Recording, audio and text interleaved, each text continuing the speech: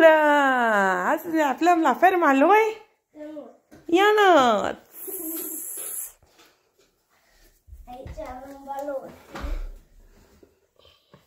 Aici o mașină. Aici remorca. Un tractor. Struguri, porumb, două pisici, baloții, găini, oile, câinele, oile, vacile și tractoarele. Aici mai am 3 remorci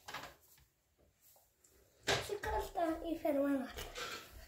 Jeep, remorca, iară de cai, asemănătoare și un tractor. Ce tractor e ăsta? John Deere și asta e John Deere. Și remorca aia de unde o ai?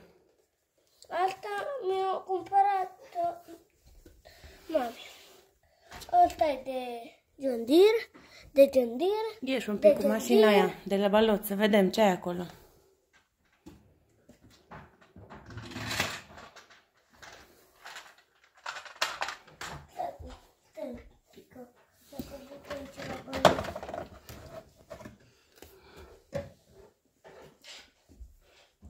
Asta e ferma. Nu alte încăperi. Și aici cine e frățiorul tău? Da, asta e ferma noastră. Asta e o vacă. Baloti, găină, mânci, casă, tractor. Aici mai avem 2 căluți, un șaivan cu căluți și un palățier. Vladimir! Un cerculeț.